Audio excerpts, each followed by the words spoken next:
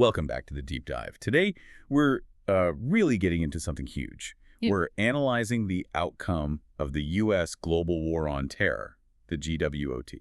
That's right. We've got sources here that offer a pretty tough critique of the whole strategy, really looking at the last 20-plus years since 9/11. And the central kind of mind-bending argument they make is this idea, Which translates roughly to the more you fight it, the more terror you get. Essentially, that American-style counterterrorism actually breeds more terrorism. So our job today is to unpack that. Why did this happen? What went wrong strategically? We're looking at the strategic failures, the motivations behind it all, and the mindset the sources say was flawed right from the beginning, leading up to, well, that chaotic Afghanistan withdrawal we all saw. And it's not just about military tactics, is it? The sources cover the devastating human cost. Oh, absolutely. The human cost, the geopolitical chess game underneath it all, and these deep ideological clashes the analysis brings up. Okay, so let's dive in. Where do we start? Maybe with a timeline, the events that kick this all off. Makes sense. It all starts, of course, with 9/11. Almost 3,000 lives lost. A terrible tragedy. And the immediate response was the Afghanistan war. Right. The justification was clear. Go after the Taliban for harboring al-Qaeda, the planners of 9/11. Perfectly logical initial step. But the sources argue the mission changed, didn't it?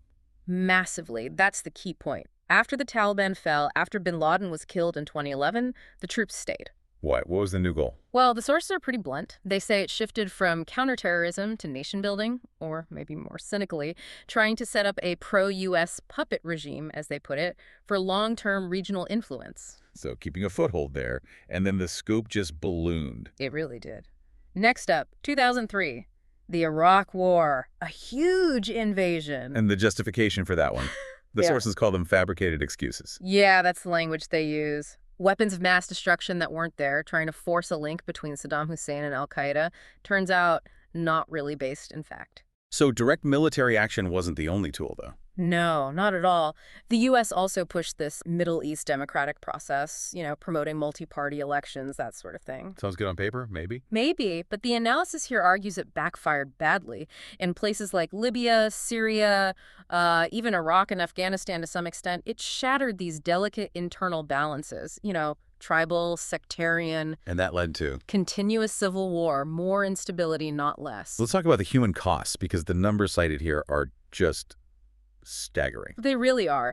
Just in Afghanistan, post-invasion, we're talking over 30,000 civilian deaths, according to Open Stats, and something like 11 million refugees. Think about that, 11 million people displaced. An entire generation affected. Yeah. And that's just one country. Exactly. Then Iraq, somewhere between 200,000 and 250,000 civilian deaths. Plus, this detail really struck me, 25 million landmines and unexploded bombs still littering the country today. 25 million. It's almost impossible to comprehend the long-term impact of that. It is. And Syria. The sources directly link the crisis there, partially at least, to U.S. actions aimed at weakening Assad. The result, 387,000 dead, 6.7 million displaced. Millions upon millions affected. You mentioned the UN Secretary General. Yeah, Guterres. Yeah. He noted recently that 18 million Afghans, that's nearly half the population, need humanitarian aid just to survive. Right now. It's a devastating picture. Yeah. And this brings us back to that core paradox, doesn't it? How did all this destruction supposedly increase terrorism? Well, that's the central claim. The GWT didn't contain terror. It actively fueled it. It led to the rise of entirely new groups, ISIS being the prime example, much more globally ambitious than al-Qaeda, perhaps. And not just organized groups? No, also this phenomenon of lone wolf attacks, often in Europe or the U.S. itself. Individuals radicalized, often online, influenced by ISIS ideology, reacting to the interventions, the civilian casualties. So the strategy achieved the opposite of its stated aim. Why? What were the fundamental flaws? The sources seem to break it down. They do. They outline 4 key reasons for this massive strategic failure. The first one is misdiagnosing the root causes. Meaning the U.S. focused almost entirely on the symptom, the terrorists themselves, like playing whack-a-mole, instead of addressing the actual disease. Which is? A whole complex mix. Religious fundamentalism, sure, but also deep-seated poverty, lack of education, unemployment, the cultural clashes between the West and parts of the Islamic world. So deeper societal issues. Exactly. And crucially, they point again and again to long-term, one-sided U.S. support for Israel as a major ongoing source of grievance and anti-American feeling. You can't ignore that context, they argue. Okay, so ignoring the roots, what's the second big failure? Imposing the wrong model.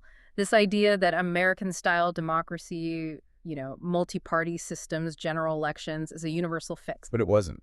Not according to this analysis. In places like Afghanistan, Iraq, Libya, these societies had complex internal balances, often based on tribes or religious sects. Forcing a Western model onto them just broke those systems. Creating a power vacuum. Precisely, leading directly to chaos and civil war. The cure, in effect, worsened the disease in those contexts. Okay, number 3. This one seems to be about the military approach itself. Yes, an eye for an eye mentality, basically relying overwhelmingly on military force, on retribution, drone strikes, invasions. What was the effect of that? Predictably, mass civilian casualties, which the sources argue inevitably fueled intense anti-Americanism across the Middle East. It just created more fertile ground for terrorist recruitment, a vicious cycle. Making more enemies than you eliminate. That's the argument. It became a self-fulfilling prophecy of violence. And the 4th reason. This one feels particularly cynical. It does. It's double standards and utilization. The argument here is that the whole anti-terror effort became heavily politicized, used as a tool for U.S. self-interest. How so? Give us an example. Well, they point to inconsistencies, like how violence against U.S. citizens is definitely terrorism. But similar attacks on, say, Chinese citizens might be framed differently, maybe downplayed or ignored depending on the political context. Selective definitions. Exactly. And a really stark example they give is the U.S. suddenly delisting the ETIM group, the East Turkestan Islamic Movement, in 2020. This was a group previously listed by the UN as a terrorist organization. Why would they do that? The implication is political expediency, perhaps related to pressure on China. But the most damaging example cited under this point Go on. is the claim that the U.S., at times, covertly supported groups like ISIS. Wait, supported them? How? Maybe indirectly, maybe providing weapons, turning a blind eye, specifically in Syria, the goal being to weaken or overthrow the Assad regime. But ISIS was supposed to be the enemy #1 globally. Precisely the problem. This short-term tactical move, if true, massively strengthened the very terrorist organization they were supposedly fighting worldwide. It highlights how self-interest could trump the actual counter-terror goal. That's kind of an accusation. Let's shift gears a bit then. Talk about the bigger picture, the ideology, the geopolitics driving all this.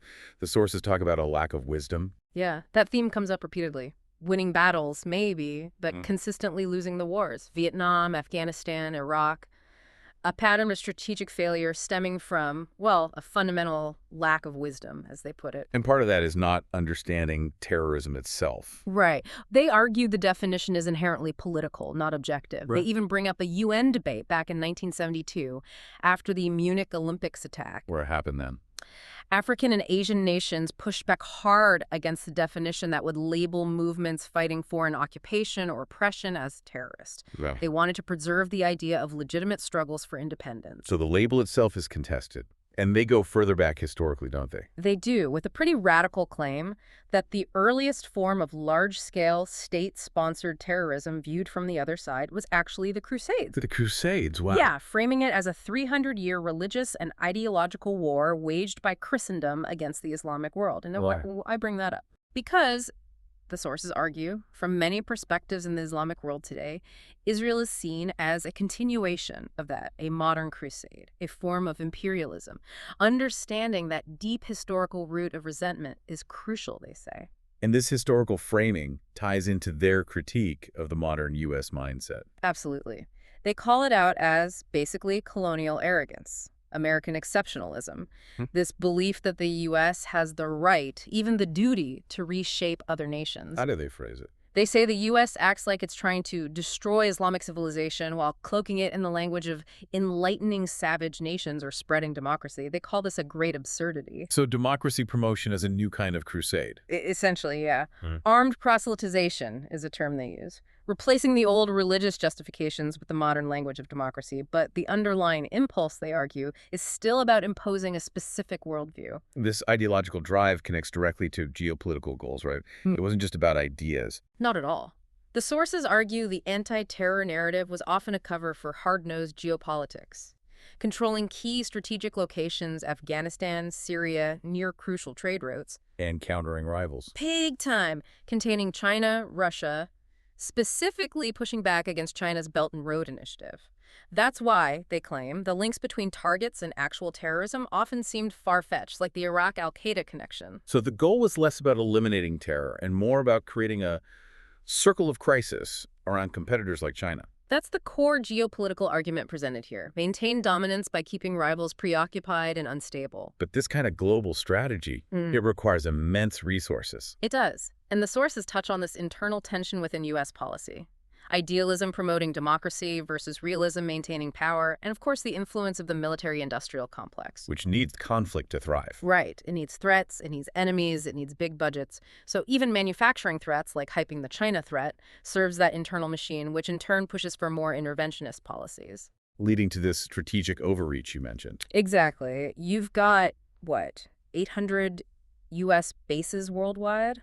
200,000 troops deployed? The sources argue U.S. national power, its economic base, just can't sustain that level of global activity anymore. They mentioned domestic issues. Yeah, like the recurring debt ceiling crises, even the potential inability to pay troops at times. They see these as symptoms of a system stretched too thin, an unsustainable, super exploitative system, as they call it, propped up by financial dominance, the dollar, and requiring constant military backing. Okay, so if the U.S. Western model is presented as flawed, strategically and financially, do the sources offer an alternative? They mention China's approach in Xinjiang. They do, presenting it as a contrasting case study. They highlight that Xinjiang has seen nearly 5 years without a major violent incident, and they attribute this to a fundamentally different, more comprehensive approach. What does that involve? It's about tackling the root causes head-on. Massive poverty alleviation programs, lifting people out of the economic despair that can breed extremism. Also, promoting ethnic integration, cultural exchange, trying to build shared identity. So you use a specific term for this. Yes, Kao Bao Ben Jianzi. It means treating both the symptoms and the root cause, addressing the immediate security threat, but also the underlying conditions. And how does this contrast with, say, Western prisons or de-radicalization programs? The sources focus on China's vocational training centers. They emphasize these centers teach practical, marketable skills, legal knowledge, things people can use to build a life.